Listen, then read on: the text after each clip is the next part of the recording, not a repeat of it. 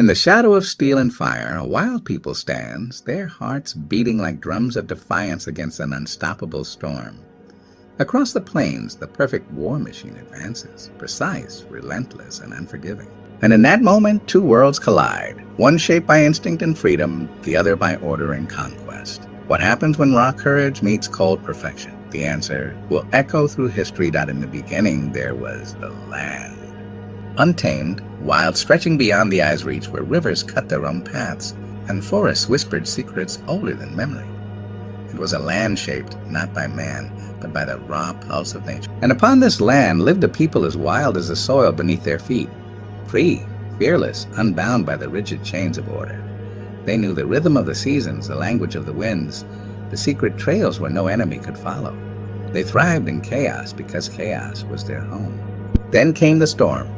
Not the storm of rain or fire, but a storm of iron and precision. A machine forged not from instinct, but from years of planning, discipline, and unyielding ambition. Legion upon legion, moving with the perfect synchronization of a clock, shields locked, weapons poised, every step calculated, every strategy rehearsed.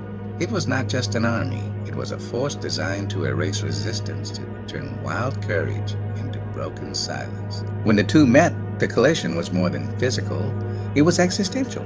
One side fought with spontaneity, intuition, and an intimate knowledge of the land. Their arrows flew from hidden perches, their warriors emerged from shadows like whispers of death, their drums of war rattling the trees and shaking the hills. The other side advanced with precision, a relentless tide of metal and formation. Their strength lay in numbers, in organization, in the terrifying certainty that every move had been anticipated, every weakness exploited. It was a study in contrasts. The wild nation moved like water, bending, flowing, disappearing, only to strike where the enemy least expected. The war machine moved like stone, immovable, inevitable, crushing anything that dared stand in its path. And yet, in that contrast, there was a strange, unspoken respect. For every charge repelled by cunning ambush, every flanking maneuver foiled by a deep understanding of terrain, the war machine adapted. And every time the machine's iron fist tore through the wild lands, the defenders learned. They learned that courage alone could not win the day. But that courage, combined with cunning, could turn even the smallest battle into legend. This was not merely a contest of strength. It was a collision of worlds, of values, of ways of life. One side carried the weight of order and history, marching to a drum of inevitability. The other carried the freedom of spirit, moving with the rhythm of the wild. And in those first encounters, the landscape itself seemed to hold its breath. The forests, the rivers, the mountains, they watched as two forms of human will tested each other, as instinct clashed with calculation, as raw courage faced cold, relentless perfection. In that moment, time seemed to stretch. Every arrow loosed from a bow, every shield raised, every strategic step forward became part of a story that would outlive both armies. Because in the heart of the wild nation, in their sweat, their fear, and their unbreakable hope, lay a truth that no machine could erase. The human spirit is as unpredictable, as fierce, and as enduring as the land itself. And even in the face of a war machine designed to conquer, they would not bend without leaving their mark. For in the clash of worlds, history is written not only by the victors, but by those who dare to stand, to resist, and to remind the world that perfection cannot end the wild. And in the echoes of that first meeting, in the cries and the thunder of battle, the story of courage, instinct, and the clash of civilizations was born. Even as the storm of metal and discipline bore down, there was something in the hearts of the wild people that no machine could touch. Fear existed, yes, sharp, not because they were blind to danger, but because courage is not the absence of fear. It is the decision to face it. Each warrior, each family, each hidden scout felt the weight of inevitability pressing against them. Yet in that pressure, something remarkable took shape. Resilience. In the forested hills, the plains, the river valleys, they became shadows, whispers, echoes of defiance. They knew the terrain as intimately as they knew the beat of their own heart. Every hollow log, every bend in the river, every high ridge became a weapon, a sanctuary, a chance to turn the tide of a battle the world seemed determined to lose. While the perfect war machine advanced with measured steps, crushing earth and grass beneath synchronized boots, the wild nation danced around it, slipping through cracks and exploiting weaknesses invisible to the disciplined eye. And it was not only strategy that gave them strength, It was spirit. A mother hiding her child in the reeds whispered courage in her tiny ears. A young hunter, bow in hand, felt the blood of ancestors guide his aim. A tribal elder, scarred by decades of survival, watched the horizon, knowing that even the mightiest army cannot destroy a soul. In their eyes burned a fierce, unrelenting light, a spark that no siege or sword could extinguish. Even in moments of devastating loss, they adapted. Villages burned, warriors fell, and yet their resolve hardened. Every defeat became a lesson, every ambush a testament to human ingenuity. They learned the art of survival under conditions no book or general could teach. In the face of overwhelming odds, they discovered that resistance is not always about winning.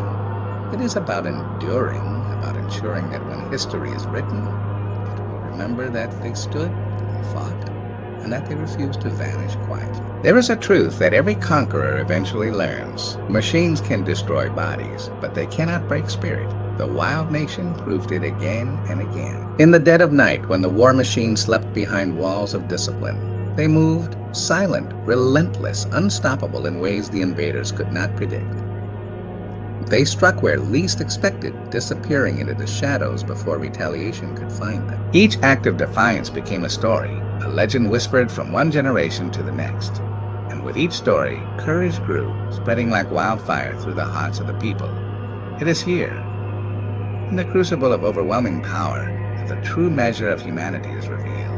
It is not in the flawless execution of orders, not in the perfection of machinery, not in the certainty of victory. It is in the quiet moments of defiance, in the whispered prayers of the fearful, in the small but unyielding acts of courage that ripple across time. When a wild nation faces a perfect war machine, it is these acts, tiny, fragile, yet infinitely powerful, that remind the world, the human spirit, when pushed to its limits, refuses to break. Even as the horizon burned with the advance of relentless precision, the wild people held fast. They fought, they ran, they hid, and they struck back. And in every heartbeat, every breath, every desperate gamble, they proved a simple, unshakable truth. A nation defined by courage, instinct, and spirit cannot be measured by the weapons it faces, nor by the might of its enemy. It is measured by its will to endure. And yet history is never merely a record of battles. It is the echo of what remains when the smoke clears, when the swords are sheathed, and the war machines have moved on. What endures is not only the victory of the conqueror, but the spirit of the conquered. For even in defeat, the wild nation leaves a mark, etched into the land, into memory, and into the very soul of those who claim to have won. When the perfect war machine finally claims a battlefield, it may crush walls, scatter warriors, and seize territory. But it cannot claim identity. The songs, the stories, the traditions of the wild people survive in whispers, in the quiet resilience of those who walk the paths their ancestors carved. Their way of life may be altered, their villages burned, yet their legacy refuses to die. It transforms, it becomes legend. It becomes the foundation upon which future generations rise, carrying the essence of courage and freedom like a torch passed through the ages. And the machine, proud, precise, invincible, learned something too. For every ambush it never saw coming, every strategy it underestimated, leaves a scar upon its commanders, a caution in its planner's mind. The perfection of calculation is tested against the unpredictability of spirit, and even the mightiest empire must acknowledge, human ingenuity and courage cannot be fully conquered. There is a humility that emerges, subtle but profound, when one realizes that victory is never absolute. The conquered, in their resilience, shape the conqueror just as much as they are shaped in return. Time softens the edge of battle. Fields once soaked in blood grow green again. Forests reclaim the scars of war. And yet, the story of that collision, the wild against the machine, resonates far beyond the moment. It becomes a lesson. That power alone does not define destiny. That true strength is measured not only by what you can destroy, but by what refuses to break. And in that lesson lies hope for every generation that faces a force seemingly larger than life, larger than reason. This is the paradox of history. The wild nation may bow, but it does not vanish.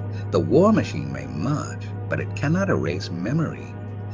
One teaches the other, and together they create a story that echoes through time.